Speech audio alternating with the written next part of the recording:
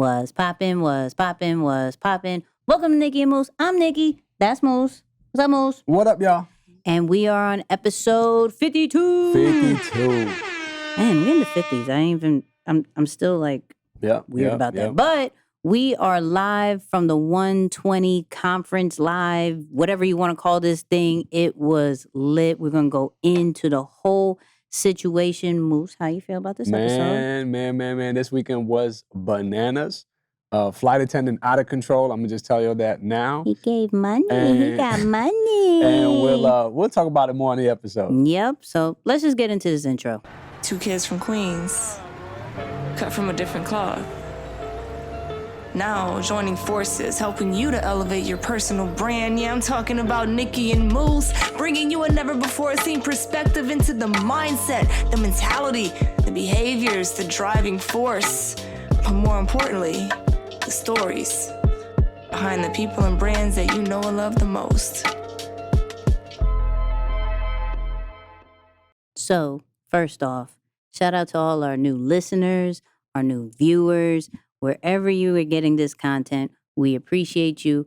And I know we normally do the review of the week first thing. However, we got a lot to talk about. So if you left the review, I will double up on the next week. I promise you, we love all of you. However, first off, Moose, how do you feel? Man, I feel really good. I said we needed a conference just to hug and spend time with the people. Oh, I hugged way too many people. I hugged a lot of people. No, I hugged a lot of people. Listen, I'm gonna say this.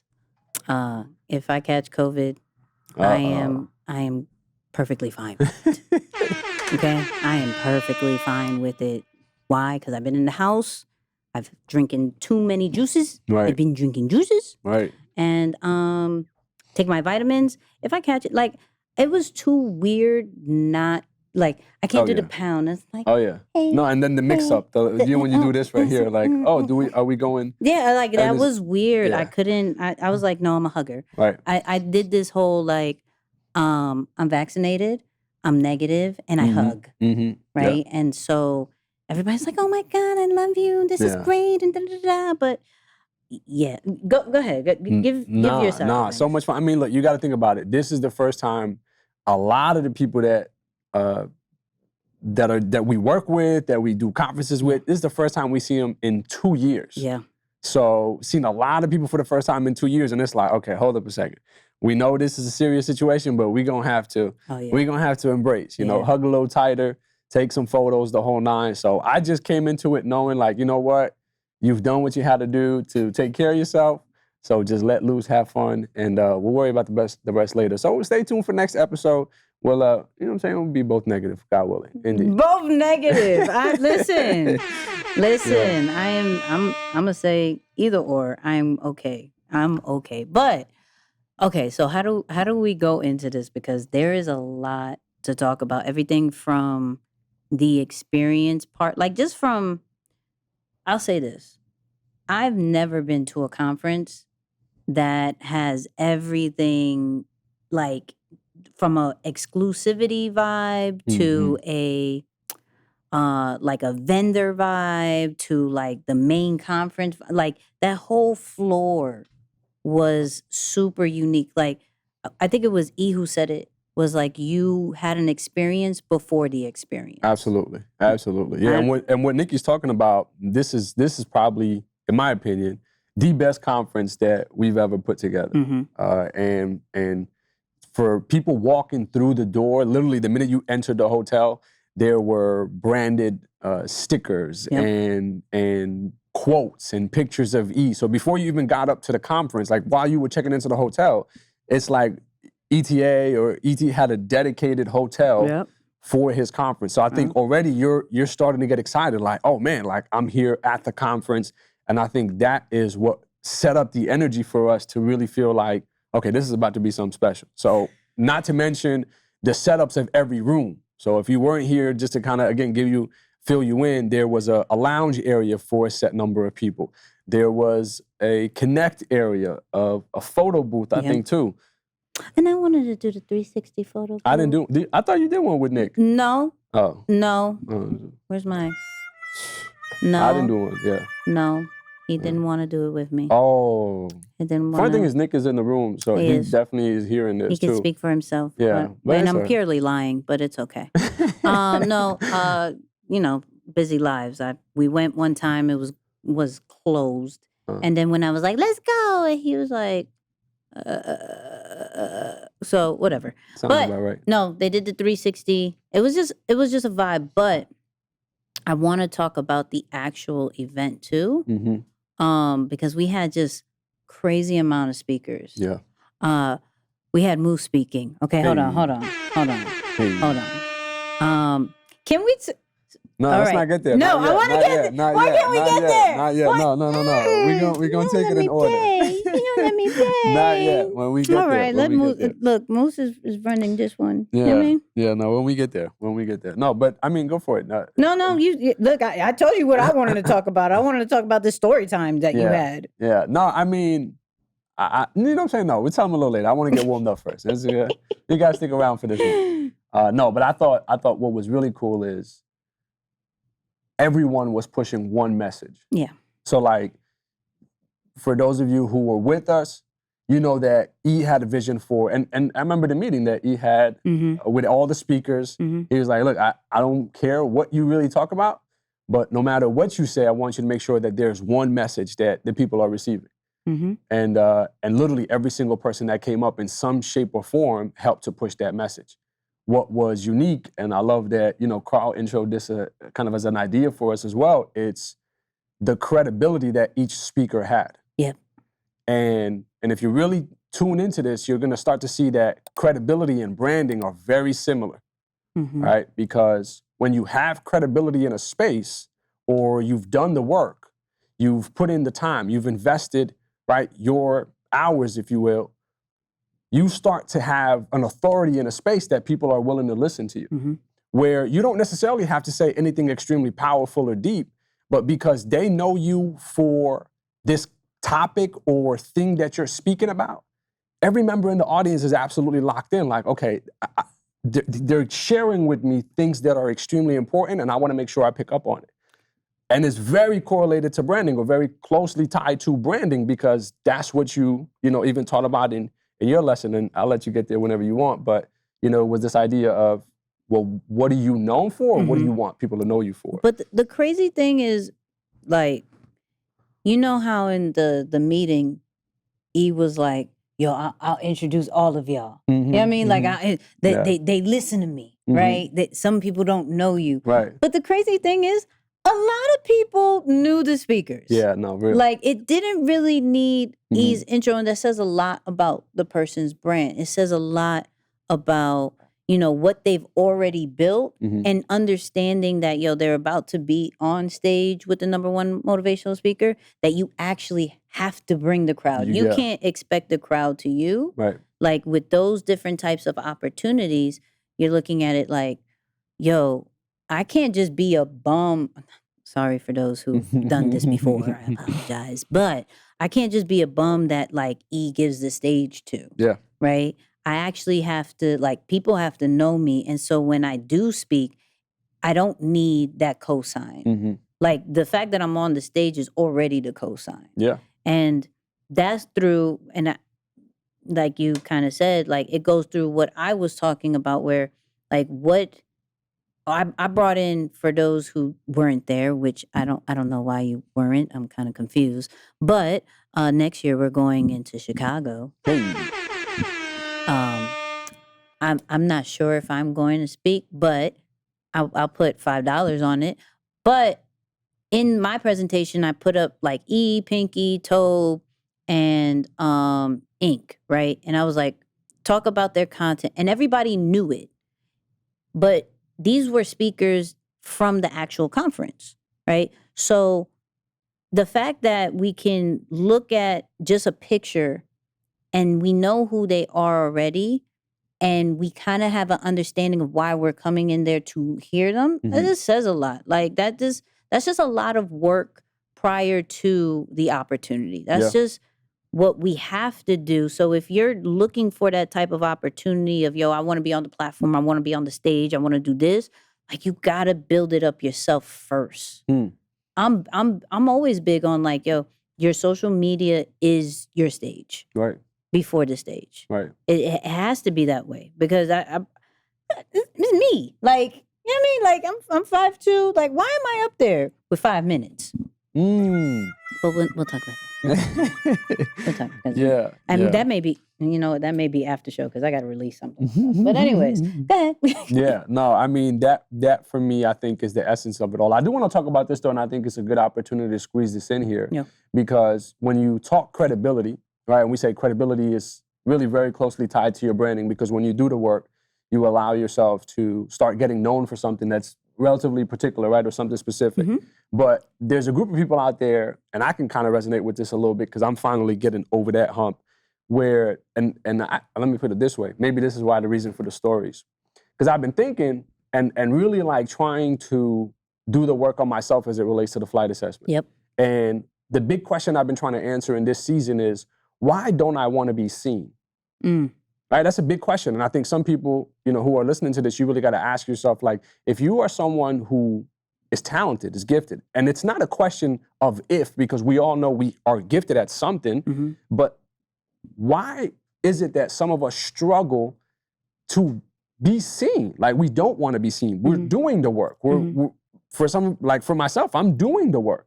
And there was a period of time where I'm like, I didn't know what to call it, but I realized that in this season it's because I didn't want to be seen. And I don't know if it was like maybe fear of something coming up down the line.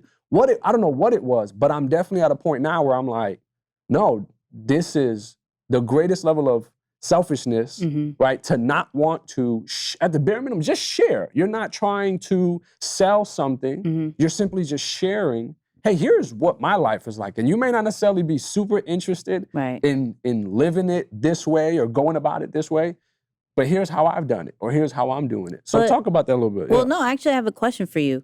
So for yourself and even maybe just the totality of people who may feel the same way, is it because you don't want to be seen because you've seen results without being seen? That's good. That's good. I see you. I see what you did there. You know what I mean? Yeah. I have some certain good questions once in a while. Yeah, I think so. And I think also a big part of it, there is a personal level and a professional level. The professional level is I value privacy. Okay. Right? Like I think, and it's funny, everybody at the conference, hey, why didn't you post any wedding pics? Hey, where didn't you post any wedding pics? I was just like, go to his wife's Instagram, you'll see them all. I'm just saying. I was like, I'm not posting any wedding pics. First of all, I haven't posted in about a year, right? This is true. And the other, which is going to expire pretty soon here. Yay! Look, I'm doing air horns all day, yo. If he posts, we are doing a whole podcast about this and celebrating. Yeah. I'm just saying. It's due to expire very soon. But for me, I value privacy. Right? So that's definitely part of it. It's like, okay, hold up. And it's false reality too, because you think that to be involved in social media, you have to do or show everything, and you don't. And that's the cool thing about working closely with you. I'm like, oh, you can be very selective. This, nonetheless, is a business profile. Yeah. If you choose it to brand it as such. Yeah. So you don't have to show everything. You have complete control over what you share and what you don't share. So part of it is the privacy, and you want to protect against that. But again, it's a personal issue, or it's a lack of, or I should say a misunderstanding, because you don't have to share everything. So if you are someone struggling with that, just know that you can share to your level of comfort and not be robbed of your privacy. You're still allowed to control whatever you want to control, but if it's work-related, you have to share something. And that's kind of what I took away from your session too. Like, yo, if you're not sharing, we almost don't feel like you're alive. Big facts. Which is crazy. It's big facts. The people are worried about you. Oh, man. No, they are. I'm alive, yo. No, praise God. But, well, because you're not the only one that I feel that has that same issue who spoke. Right? But I wonder why you feel so comfortable on the stage as well as some of the other speakers, but then still have that same issue. Because the state, listen, there was, when I tell you like 1,500 people in the building, that's not light, okay? It's just like It's a lot of people. It's a lot of people, and everybody seemed very comfortable in like their natural self. And for people who like to be behind the scenes and not be seen, that's kind of Right. It's a little intimidating. Yeah, like I wouldn't if I was that way, I wouldn't be doing Right. that. So like, why Sure. do you feel comfortable doing that? So that's the strange part, because that's the part for me where I look at it as doing the work. Okay. I personally love working. Yeah. Right. For me, it re-energizes me in a sense. As Okay. I'm working and I feel productive, I'm doing things that I love, it helps me get rejuvenated. So COVID, Yeah. and I've shared this with some of the members on the team, I said I have over 500 recorded sessions on Zoom alone, Yep. not to mention the conferences, the virtual events that we've done, Yeah. some of the trainings, some of the stuff that I don't have recorded on my account. Mm-hmm. So I've done the work. Mm-hmm. So getting on stage today was like, oh, this is no different than all the work that you've done, and even previously. Yep. But I think there was a level of self-growth tied into it. And again, I just still look at it as work, or maybe because I know it's going to end at a certain period. I think that's more like it. Yeah. It's like, okay, if you're on stage, your time is an hour or your time is 30 minutes. When you're on social media is open 24/7. But are they looking at you 24/7? That's a great point. But that's the whole like false perception that I think we have to call it. Okay. That you see something through your eyes that's not necessarily true, but you've accepted as absolute truth, meaning that it will never change. Mm-hmm. And that's not entirely true. That's fair. Yeah, so I actually wanted to switch it real quick, right, to online, because let's go the opposite of you, right? Online E Mm. and in-person E, Oh. right? Oh, hold on. Yeah. So for those who've been following E.T., Dr. Eric Thomas, if I want to be politically correct, I don't like saying that, but when he is live, it is a whole different experience like no other. But he wasn't inactive on like social media. He wasn't inactive as far as creating content, but recording content compared to live is totally different. Like some people can't do the behind the scenes and just be behind like just the camera and just talk to the camera. Some people need that energy from the actual audience. And what I've realized with E being back on the road and being in front of people, it's so much different than Zoom. Yeah. Like big it's time. so much different than Google Meets and all that great stuff. But you're still talking to people. So, and you work with more closely than me. You know what I mean? Is that good? But but why do you think? Because I can't say I'm the same way. Right. Because I get energy regardless. Right. Like I could be on a live and I catch energy and I don't even see the people. I see the little comments and I'm going. Yeah. Right. And then in person, I'm going. But E is more of a, you know what? I give the energy as I can, but it's completely different. Yeah. Than in person. Yeah. So why do you think is that? Yeah, you do a great job of being able to measure impact online. Yeah. Right? And that's something very difficult, right? Because everyone can drop a like. Like, I may not watch an entire video, but I will like it. Have I been truly impacted by that video? I guess you can say that. Or maybe I'm just showing love because we're cool. Right. But in person, if you're in the space, it's a certain level of dedication, at least in my opinion. Okay. So for a speaker like E, I think he really feeds off of people in the room because he knows that, for one, they're invested in the event and counting on him to help them experience some level of breakthrough or just help to get to the next level. So he really takes the personal responsibility of, okay, let me bring my everything right here. And with everything that I get from them or everything that I don't get from them, I'm going to use that as fuel to do even more. On a computer screen, you can't really get that. Like, it gets boring after a while. Hey, drop a 1 in the chat if that hits you. That's so much fun Hey, for me. give me fires in the chat. You know, Give me it's like, fires. Give me drop a 2 and a lion. right. Yeah, and I think for me, especially being away for that long, I started to get a little foggy. Like, is this working? What's going on? And then coming out to the event today, I'm like, what in the world is happening? Right. Everyone is saying thank you. People asking for pictures. I had someone asked me for an autograph. I heard I signed a phone. Oh wow. I signed like wow. I guess that's an Android thing. So I'm this so is the only humbled by big ups. The only big ups I'll give Android. But he took a picture and then he took out his little pen. He was like, sign it. Wow. That's it. What? That's dope.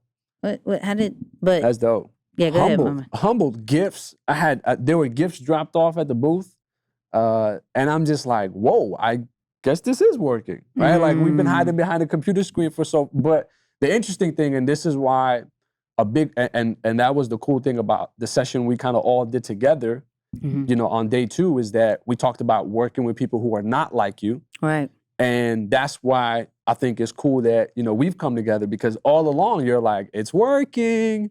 I really felt like. So could I be honest?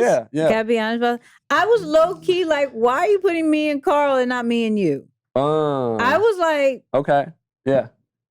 But I was like, maybe he wants to host. He just wants to facilitate how this happens. Well, I was like, no, I'll tell you the truth though. It's because, well, we had every style covered except for the grounds crew. And I also wanted to get Carl on stage. Fair. So I needed him to get on stage. If it would have been me, it would have been air traffic control pilot, and then Brandon and Val, air traffic control flight attendant, no grounds crew. So that was the move. There. Yeah, you know, let's thought out. I see what you did there. I ain't mad at that. Yeah. So talk to me about your favorite speaker. Oh man, that's tough. You know what? I will say Marquay. Really? Yeah. Okay. I think Marquay, and here's why. Okay, talk about it. He was not moved from his style. Okay. And what I mean by that is he's a very different type of speaker, right? Probably polar opposite from what you would think of when you think of an ET. But his message is just as deep. Yep. His principles are just as valuable. Yep. But he wasn't like, oh man, audience is not responding, so let me try and do something I'm not. He stayed in his lane all day. And then when you look at the amount of people that were crowding him, it was insane. And I'm like, wow, this really proves that sometimes when your audience isn't responding, it's not that they don't like what you're saying, they're thinking. Yeah. You're saying such deep stuff that like, okay, hold up, I need to process this. You saying something that's hitting a different part of my brain, and I don't know what to call it. And I got to take a little time to really think about it. And I think that's the perspective that he brought. So incredible content, incredible person, but I love how confident he was in his lane. And like you said, that pocket that no matter what I get from the audience, I'm gonna stay here because I trust that what I have for them is gonna hit the mark at some point. And sure enough, standing ovation, the whole 9 brought back for day 2. And I don't even think he was a part of the program for day 2. He definitely wasn't. Yeah, I guess we, so. Definitely wasn't. He's a great dude though. Very cool, cool guy. Just because I say definitely wasn't, that was no shade. Right. But no, he was an amazing guy. But that, I want to ask that question, like, how you said they were silent and probably just processing, but for speakers, because I'm not a speaker, I have discussions. Fair. Right? For a speaker, like, how do you make sure you understand that? Because like when Carl goes up, like when we were in Mexico, anytime really that he goes up, he's like, yo, they weren't saying anything. Right. They weren't doing anything, right? And he definitely speaks to introverts, and they don't speak a lot, right? Yeah. So how would you know that it is more of a processing thing than a I ain't feeling you? Yeah, I personally do things where I try and hit on the same idea at different parts throughout the training, the message, or whatever it is, so that when I'm engaging them back in, they can at least repeat 1 or 2 words that are like key principles throughout, right? So like for me, it was, abuse and overuse. Yeah. And every time I say, oh, it's not that you don't have this, it's that and I'm waiting for them to repeat back to me. So even if you're not necessarily screaming and hollering throughout, if I can at least get some feedback on the key points, then I know you're listening. Facts. And even if you weren't listening, I'm giving you an opportunity to get re-engaged because I'm hitting on the same points and I'm trying to show that this is something that's important. I love it. Yeah. I love it. Yeah. I want to say that one of my favorite parts, you know, I'm big on transparency and the boo-hoos. Yo, Maul killed it. Boo-hooed. Wow. The second his son came on stage. Yeah. The second his son came on stage, now mind you, there's two parts. No, I didn't almost cry to that one. But that was like I know the first one, yeah. That was really sentiment. I was like, oh my God, like and the almost the ugly cry because he was like yeah. I was like, yo, you good? Right. You all right? You need tissue? You good? But I think that because Maul has amazing passion when he speaks. And the fact that he was like, yo, I never wanted to be a speaker, you know, but every single time he seems like he like really gets more in his bag with like his story. Yeah. But to see, like, I think in Chicago, he like cried because he was home and everything. And that was cute. But I felt like that was almost, sorry, Maul. I felt like that was almost staged a little bit. Okay. Like, if Q turn on water, like, like yo, let's bounce that right there. Right. I'm sorry, Maul. This is no diss. But I felt this one was like, when you do that, that's not. Those were real. No, Maul was on a different level. Yeah. Man, Maul, day one Maul was next level. The way he was telling jokes, the way he had people laughing, the way he had people just amped up, and everyone, I think from the speakers to the audience to everyone was like, okay, hold up, this guy has taken it to a whole new level. So, yeah, no, I agree with you. Maul definitely was one of the top ones from the weekend. So. But can we finally talk about the story time? Sure, yeah, absolutely. So, okay. So, let me be honest. So, I've watched Moose speak quite a few times, right? Quite a few day twos, right? Quite a few. Yeah. Game changers. Yeah. Yes. I remember. Wow, that was bad. Ooh. Yeah. Yeah, it's all right. Hey, you gotta start somewhere. You know? You gotta start somewhere. I remember that. Ooh. But the crazy part is he normally goes into his slides, he gets real deep with it, all that great stuff, but my man turned on music and started telling a story. If I needed help, I need to be brave enough to ask for it. There's nothing wrong with saying, man, I need a little help.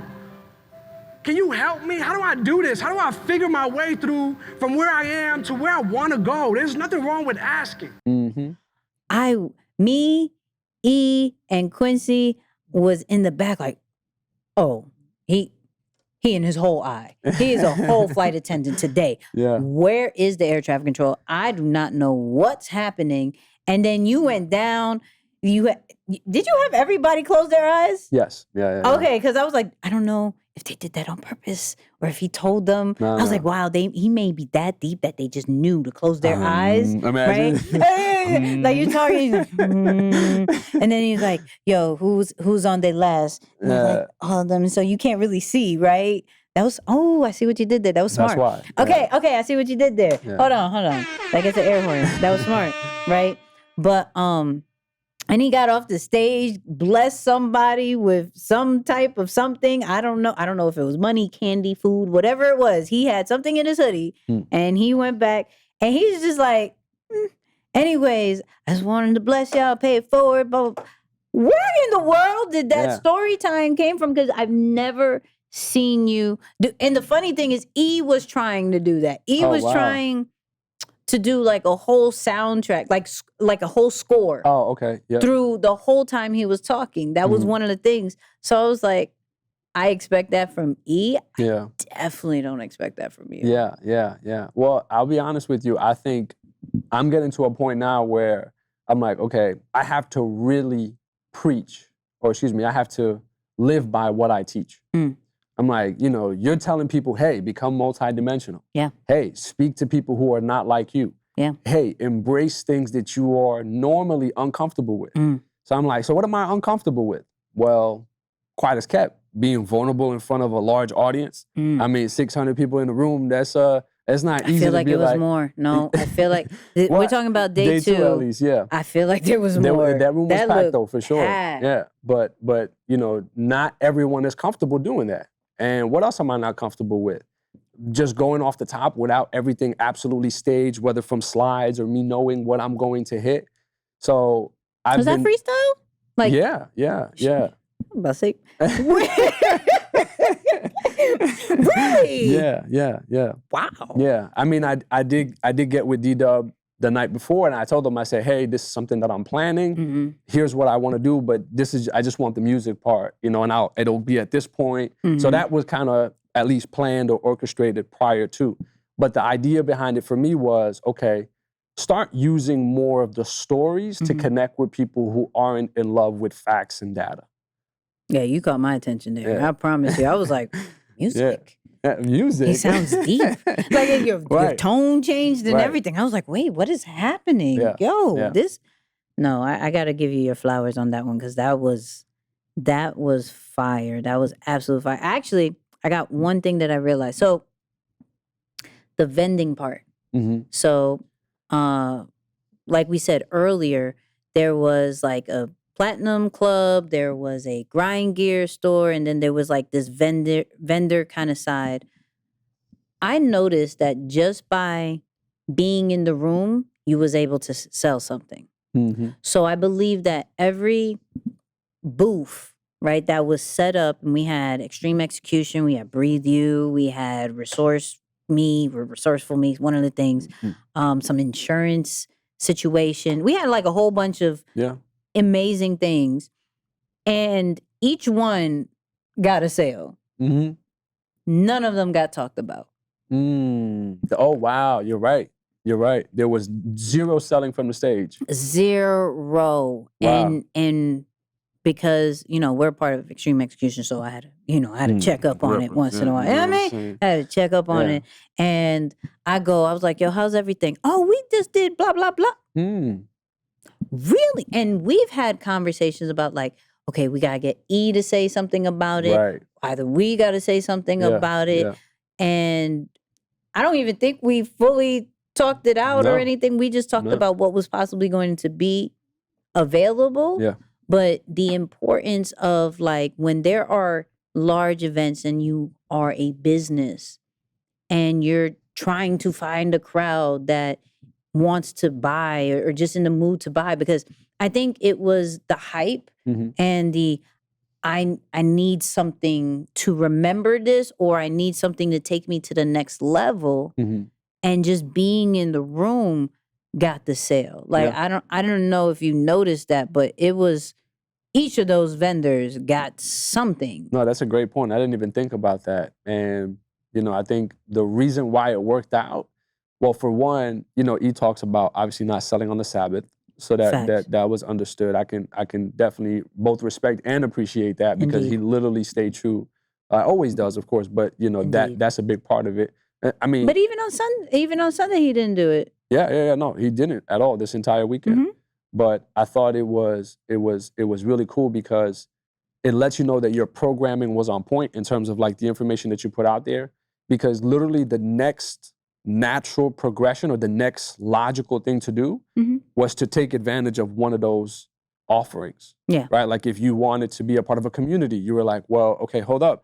I've evaluated everything that I've been taught, and clearly I need to be a part of something because I'm just running on my own. Yeah. So it became, well, okay, the next step is jump in the community. Or if you were taking inventory and you realize that, oh, maybe it's time for me to step out and be a speaker, and I need that type of training, so you went to Game Changer. So I think the way it was designed, it was very organic, very natural, and that was the next logical thing to do. But no, I love that you pointed that out, because for real, yeah, I got a couple of those messages too.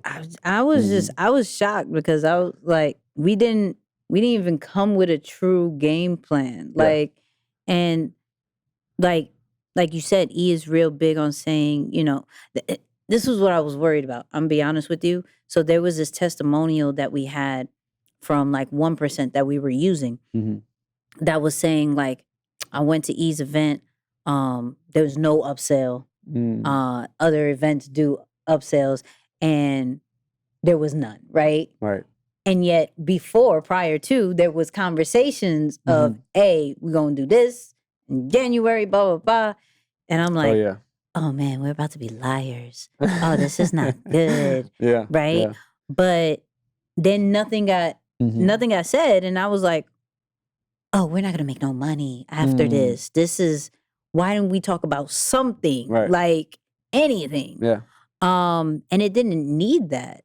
And like, I wonder if people need to create that environment for themselves. Like if you're wondering how to sell your things, like how can you bring so much energy into one spot that anything that is in that same building gets blessed? Yeah. Like you know what, just because you're here, I'm going to buy the shirt.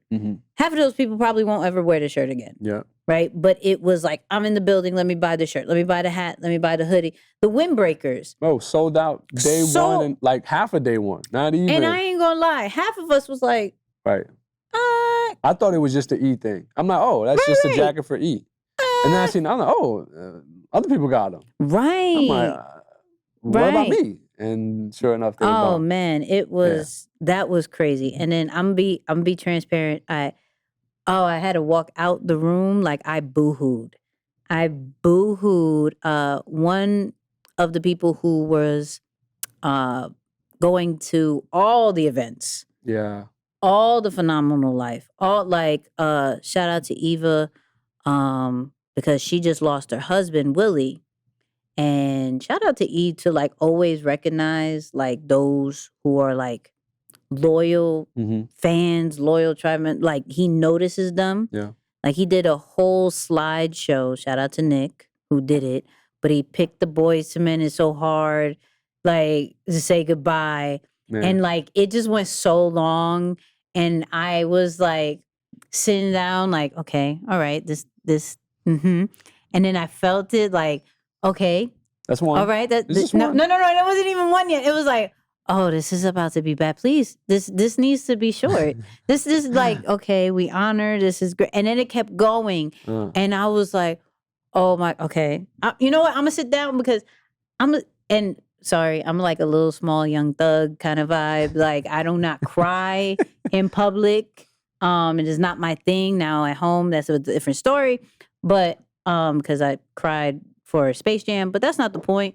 But I was just sitting there, I was like, if I cry, it's okay because people are like, she's watching this and you know, she's like touched by it. But I realized it was just going on too long and I was like, okay, all right, I gotta leave. And they're like, oh my God, look, Nikki's really affected. Like, then Nikki, you okay? You all right? Yeah, I'm good. And they're like, I was like, oh my God, this is going on too long. Is it done? No, it's not done. Oh my God, I can't. And then I sat down and I was like, oh my God, it's still going. Like, it's finished, but I'm still going. Like, this is horrible. Like, first off, this is a weird time. I'm not trying to get into that. But the importance of music and visuals. Huge. Because if I saw the pictures. Yeah. Those pictures didn't do anything for me. Wow. Like, I was like, oh, man, Willie, I love you, right? That's all I did, right? What'd you do? Oh, man, Willie, I love you, right? But then when he I didn't know he was going to put that track on. And once I heard it, I was like, I feel like I just need to cry for like 3 days. Like, it hit different with the music. Oh, my God. Like, music just does something. And so I can understand, like, why you did your story with the music, and I understand like why he pulled out a whole Peloton. Bro, I remember Can we talk about that? Remember when we got the text? And we both ignored it. Absolutely. Yes, we did. Because I was just like, hold up, I know those things weigh a bit. They're a little heavy. So let's talk about that because not from like we ignored it, right? But can we talk about because we definitely ignored it. I'm sorry, E. I love you. You'll never listen to this, but we did ignore it. But can we talk about is that a possible brand deal move? Ooh. Did you? Because That's a good catch. I haven't put out that footage because I really got to have the conversation of, are we promoting Peloton like that? Because I do know some conversations were had. Right. You know what I mean? Right. And right. I'm just saying, are we trying the whole, you got to make those opportunities happen before they happen? Well, shoot, I'll tell you what. The interest is definitely there. Yes. And if the interest is there, that is a great move. You know what I'm saying? That's a phenomenal move to be like, oh, let me show you as a matter of fact, before you even cash it out, let me just show you what I'm already doing with your product. Because how I looked at it and how he framed it was like, this is what I do in the morning, right? And he was talking to God and he's still working out and things like that, and which is going to attract people that's saying, yo, E, what do you do in the morning? Like, well, let me show you. Yeah. And then it could be a whole Peloton cashier's check, man. I just gave you your next program. But he's like, well, let me show you. And it opens up the whole Peloton program to his tracks that he listens to, which intervals that he does. And even maybe like some scriptures that come up at the same time so you can continue to I see the deal. I see it. I see it. And I just want to know if that was intentional. Because he's saying Peloton because that's what he uses. But at the same time, could he have used any bike? Right. Yeah. No, that's it. You're right. Because he specifically asked for that one. I'm going to have to ask him. That's a good point. I'm going to have to get ask him on the phone? I'm curious now. I wonder if we could get him on the phone. Is he gone yet? I don't know. Can you connect your Bluetooth here? I can. We may have to do that. I'm not doing it on the live podcast because I'll do it for the after show. But fair. I do want to ask. Actually, you know what? Pass me my phone. We'll do it the very ghetto way. Hold up. Let's do this. We'll do it the very ghetto way. Hey, for all the listeners, we are actually gonna call. We're gonna call the mighty hip hop preacher. Hold on. Let's see. Can I connect it to the Rodecaster? You should be able to once you hit the YouTube boy, right? Yeah, but I don't think we could hear it, so I'm not even gonna do that. We're gonna be a little ghetto people, so bear with me. Hold on, Eric Thomas. I'm not telling y'all his number. All right, I'm not telling y'all his number. Let's see if he'll pick up. What's your text number? Let's do that one. 719. What up? E. So you're on the podcast, by the way. I got an important question. So the Peloton move that you pulled on stage, right? Yes, ma'am. Was that intentional for a possible brand deal, or is it just because you like Peloton? It was actually both. So what happened was I was just doing my daily routine, and I was like, oftentimes when we speak in theory. Yep.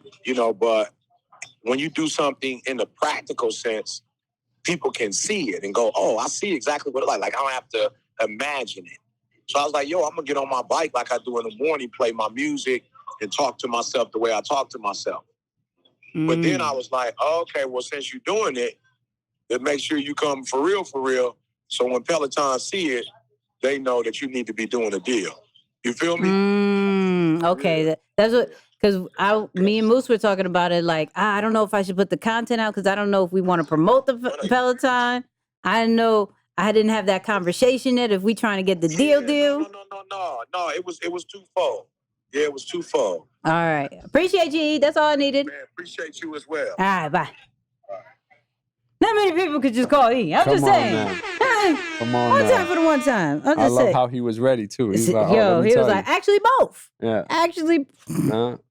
Well, I guess I got to put out that content. I guess I got to put out that Peloton.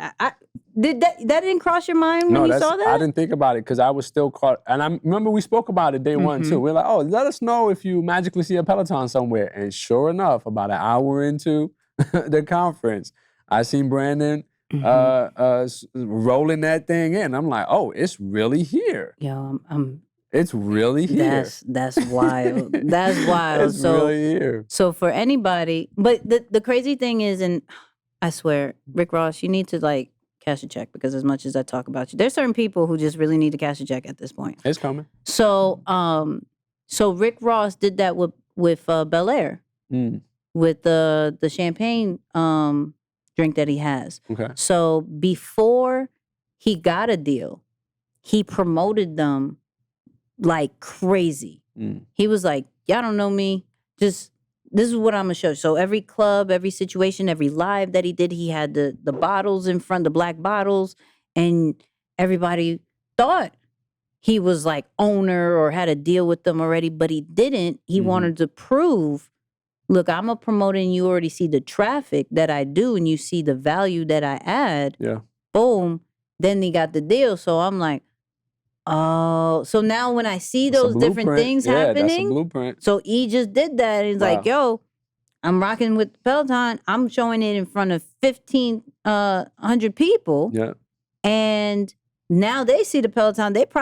I've talked to like 4 people. They were like, yeah, I may have to get this Peloton. Wow. Off of just like. Not to mention it being online yet.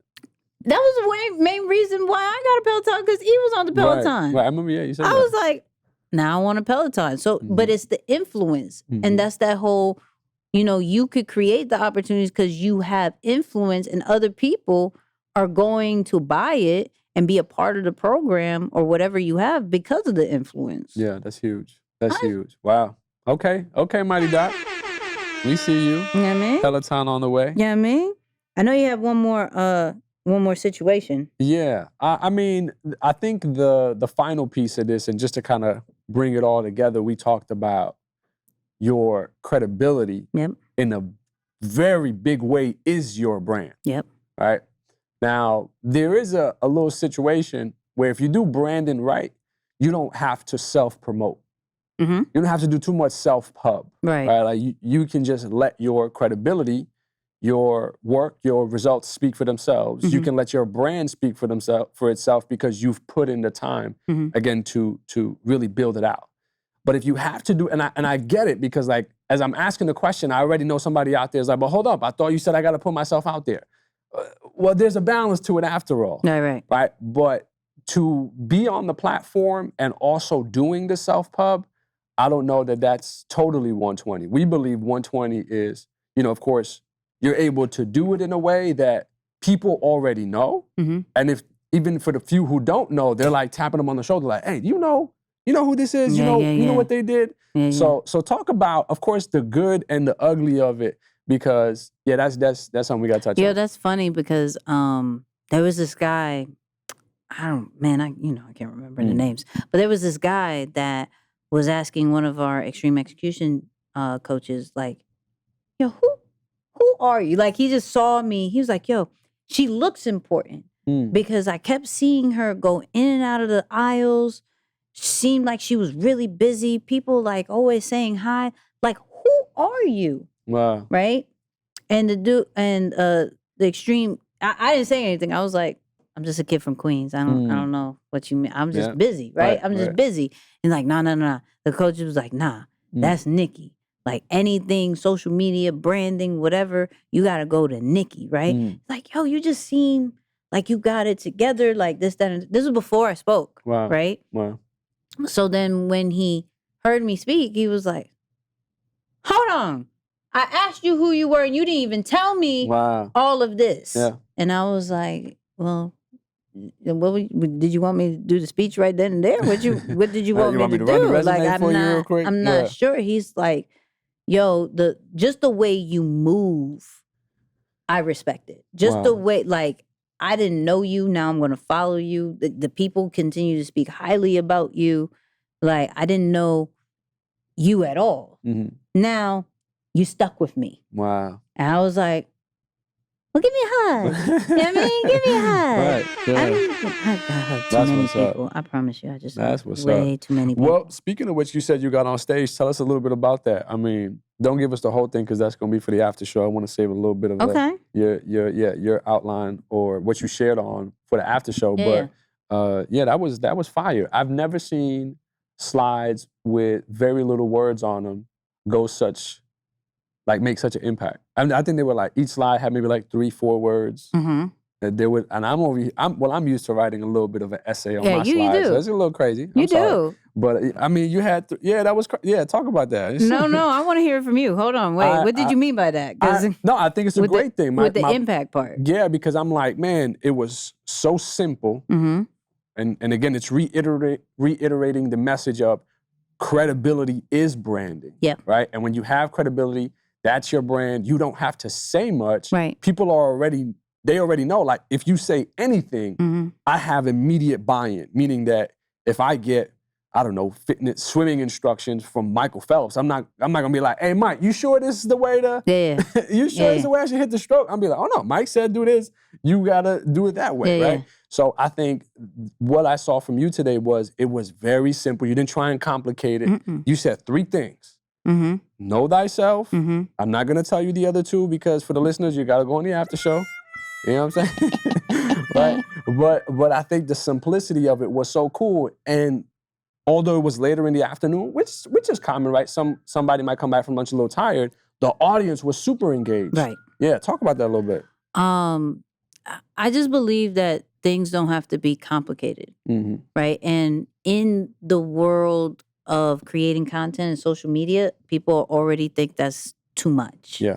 Like putting your life out, like how you said, is just a little bit too much. So who am I to make it more complicated? Right. Who am I to say, yo, you have to do this, and then do all the social media platforms, and then do, like, that's just, no one's going to want to do it. Right. Right? So if you break it down to people in a very simplistic way, it makes it like the stress, like a lot of people said it, the stress is off them to feel as if they have to be a certain kind of way. And I didn't even really say what I wanted to say, but feel as if they have to be something that they're not, and show up in times that they don't necessarily want to. You have to look at it like, I want to be on social media because, like, this is my platform. Right. And it's just people who are on my platform. So I didn't have to go into, like, and I told Nick, I was like, yo, make it visual this time. I don't even want to see words. Nice. Like, I just want to see, like, these particular things, but I want them to see exactly the equipment, the apps, the powerful statement, things like that. I want to give, like, examples, like how the George Floyd thing that I said. And once I did it that way, you have to get their attention. Like, you keep it locked with their attention because you're like, oh, it's not above my head. Right.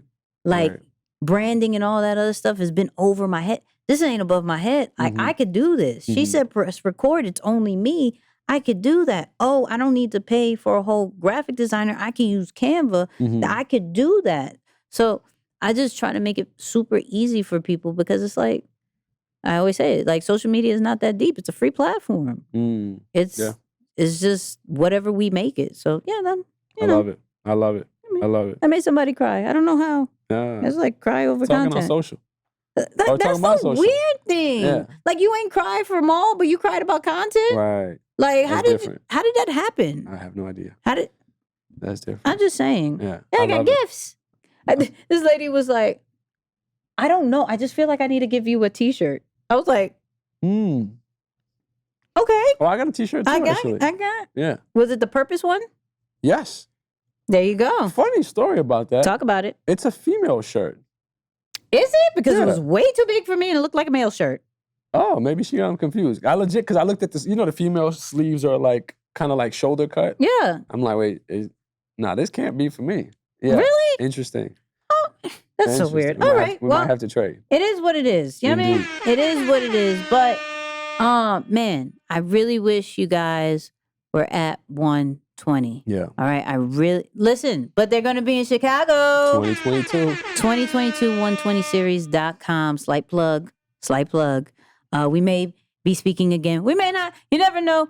But you still got to go. Hey, we'll be there. We'll be there. God willing. Okay? We Indeed. will be there. Yeah. No COVID. Yeah. No Hey. COVID. No COVID. And I'm going to be hugging everybody again. Okay? I'm just going to be hugging everybody. So follow us everywhere at Nicky and Moose. Everywhere. Okay? Instagram, Facebook, YouTube, all that great stuff. Every Tuesday, every Tuesday, 8 p.m. Eastern, 7 p.m. Central, 5 it is. 5 p.m. West Coast time. YouTube Livey. We're on YouTube every single Tuesday. Come holla at us. But, Moose, final words.